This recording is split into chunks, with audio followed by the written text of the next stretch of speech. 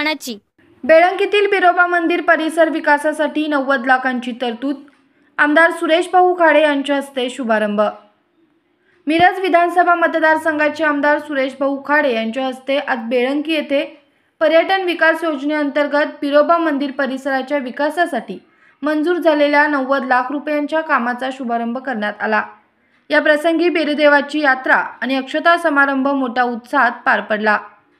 या कार्यक्रमात बोलताना आमदार सुरेश भाऊ खाडे म्हणाले, मिरज विधानसभा मतदारसंघात काम करत असताना कोणत्याही धार्मिक स्थळाला आम्ही निधी कमी पडू दिला नाही।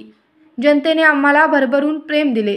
अनेकदा लोक म्हणायचे की मिरजेमध्ये 2 वेळा आमदार होतो पण तिसऱ्यांदा आमदार होऊ शकत नाही। मात्र हा शाप आम्ही पुसून काढला आणि सलग 4थ्यांदा विजय संपादन केला। लोकांचे प्रेमच आमच्या पाठीशी राहिले। या कार्यक्रमाला परिसरातील कार्यकर्ते, भाविक आणि ग्रामस्थ मोठ्या संख्येने उपस्थित होते। यावेळी बेळंकीच्या लोकनियुक्त सरपंच सारिकाताई शिंदे, सलगरचे माजी सरपंच तानाजीराव पाटील, माजी उपसरपंच सुरेश बापू कोळेकर, ग्रामपंचायत सदस्य विजय तात्या पाटील, संताजीराव गायकवाड, डॉक्टर महेश कुमार शिंदे, दौलत कांबळे, नेताजी गडदरे, गंगाधर गव्हाणे, पोलीस पाटील चंद्रकांत पाटील, अनिल कोरबू, भारत बिसरे, राजू माने, सलगरे उपसरपंच रमेश चाळके, संजय पवार, अर्जुन कदम यांच्यासह अनेक मान्यवर उपस्थित होते। आज माझ्या नशिबी आज दिवस साजरा झाला। काल मी मुंबईत होतो त्यावेळी मुंबईत समजलं की सकाळी बेळंकीला 11 वाजता कार्यक्रम आहे। असं पैसे मंजूर झाले, त्याचं उद्घाटन घ्यायचं आहे आणि हा सोहळा एवढा मोठा सोहळा असताना देखील सगळ्या आता एवढ्या मोठ्या संख्येनं मला वाटतं तुमच्यापेक्षा काहीतरी पटीनं जास्त आमच्या लाडक्या बहिणी इथे आहेत। सगळ्या लाडक्या बहिणी आहे ना, जोरात हात वर करा। 1,500ची करामत दाखवायची असते। सगळ्या लाडक्या बहिणी इथे उपस्थित राहिल्या आणि त्याच पद्धतीनं आज सांगताना सांगून गेले की मध्यंतर आम्ही एक प्रस्ताव टाकला होता। त्या प्रस्तावामध्ये आम्ही 2 कोटी मागितले। 2 कोटीमधून आपण त्यामध्ये मगाशी तुम्ही 90 लाख केलं पण ते 1 कोटी मंजूर झालेले आहेत। माझ्याकडून 1 कोटी गेलेले आहेत बाबा। आता खाली कापाकापी होत असताना मी काय करायचं, पण सगळ्यांना सांगतो की माझ्याकडून श्री बिरोबा मंदिर सभा मंडप आणि वॉल कंपाऊंडसाठी 1 कोटी रुपये दिले।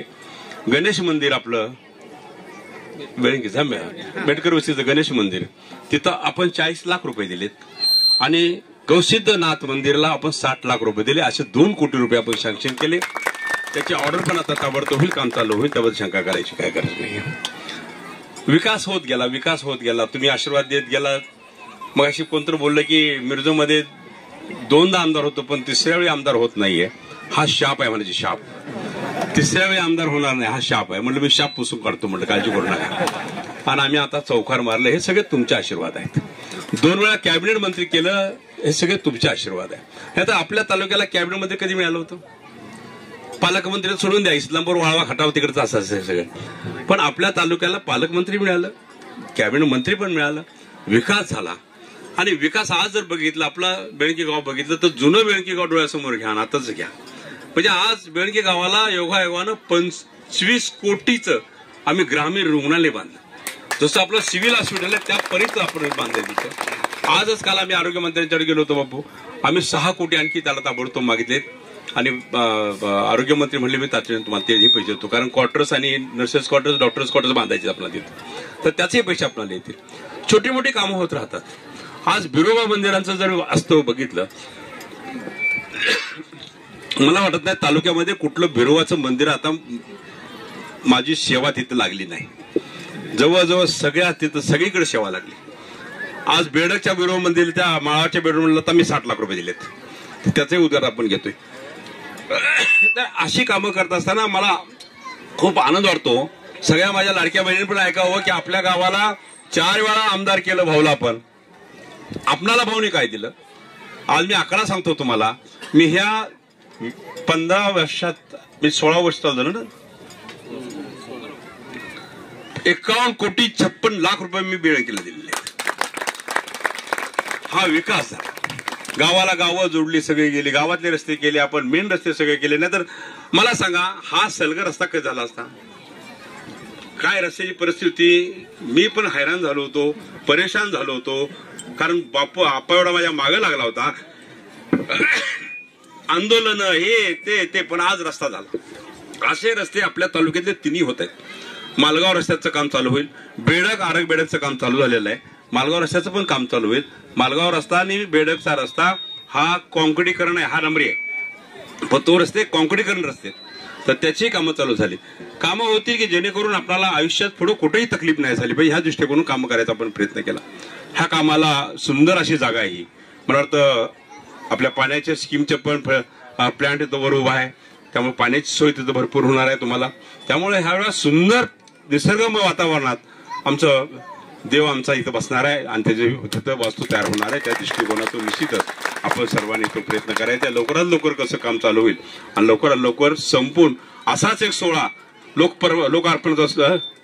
लोकार्पणचा सोहळा आपण तसा घ्यायचा आणि हे सगळं बाउंड्री सभामंडप होईल आणि जोरात कार्यक्रम आपण त्यावेळी घेऊ, एवढंच मी आपल्याला सांगतो। परत एकदा सर्वांना आज देवाच्या लग्नाच्या गरीब शेतमजूर आहे त्याला केंद्रबिंदू मानून तुम्ही काम केलं आणि म्हणूनच या ठिकाणी सर्वसामान्यांचा सुद्धा आर्थिक स्तर उंचावलेला आहे। पूर्वीचा शेतमजूर भाऊ चालत जायचा कामाला, चालत जाणारा शेतमजूर सायकलनं चालला, सायकलवरचा शेतमजूर या ठिकाणी मोटरसायकलनं चालला, बघता बघता 4 चाकी गाडी सुद्धा दारामध्ये उभी राहायला लागली आणि फक्त आणि फक्त म्हैसाळ योजनेचं पाणी फिरल्यामुळं या ठिकाणी झालं गेलं आणि ह्याचं श्रेय भाऊ तुम्हाला मिळतं।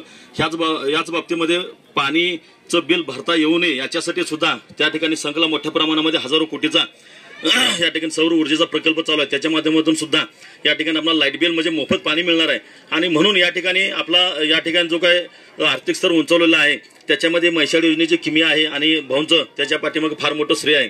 ह्या सगळ्या गोष्टी सांगत असताना कालच मी मुंबईमध्ये सुद्धा एका कामानिमित्त गेलो होतो।